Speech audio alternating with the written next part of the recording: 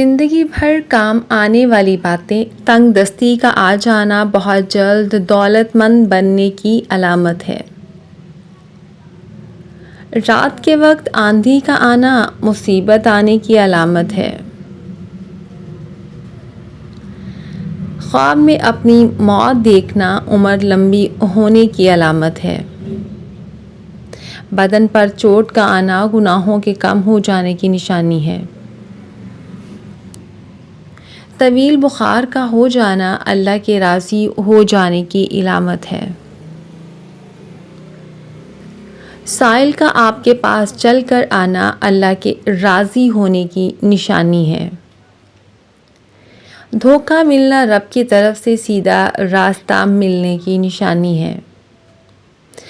گھر میں بلیوں کا آنا کاروبار میں برکت آنے کی نشانی ہے۔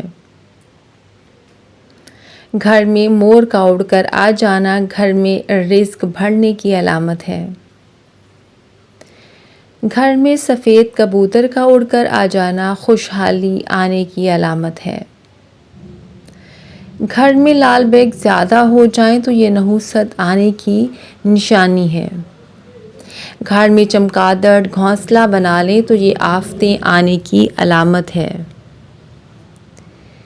بلا وجہ پانی کی پیاس لگنا صحت اچھی ہونے کی علامت ہے۔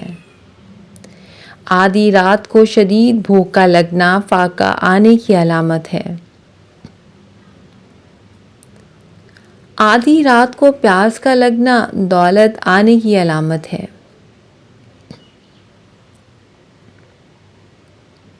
دنیا سے دل لگ جانا اللہ سے دور ہو جانے کی علامت ہے۔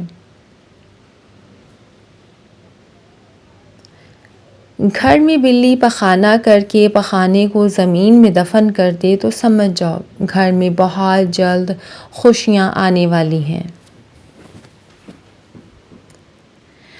ہنستے وقت آنکھوں میں آنسو آنا نرم دل والوں کی نشانی ہے۔ روٹی کھانے کے دوران چھینک کا آنا عمر لمبی ہونے کی نشانی ہے۔ کامیابی بازاروں میں نہیں بکتے بلکہ انسان اپنے عزم و حوصلے سے حاصل کرتا ہے۔ نئے دن کے ساتھ نئی طاقت اور نئے خیالات آتے ہیں۔ منزلیں سپاہیوں کا استقبال کرتی ہیں۔ بزدلوں کو رستے کا خوف مار دیتا ہے۔ زندگی مسلسل جدوجہد کا نام ہے کیونکہ اللہ ہر پرندے کو رزق دیتا ہے مگر اس کے گھونسلے میں نہیں ڈالتا۔ محنت کرنے والا اللہ کا دوست ہے۔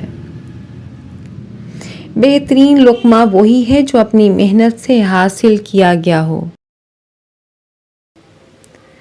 ناکامیوں کے ڈھیر میں سے کامیابی ڈھونڈ نکالنا بڑے لوگوں کی پہچان ہے۔ ہاتھی کے دانتوں کو پیس کر جلد پر لگایا کرو، جلد چمکدار ہو جائے گی۔ کمزور انسان گلہ کرتا ہے کہ حالات ہی ایسے تھے کہ میرے خواب چھن گئے۔ بہادر انسان کہتا ہے کہ انہی حالات نے مجھے خواب دیکھنے پر مجبور کیا تھا۔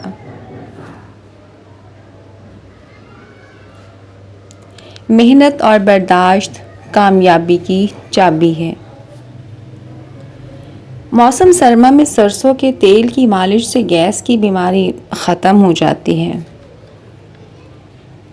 انسان کی فطرت ہے لا حاصل کے لیے روتا ہے اور حاصل کو رلاتا ہے۔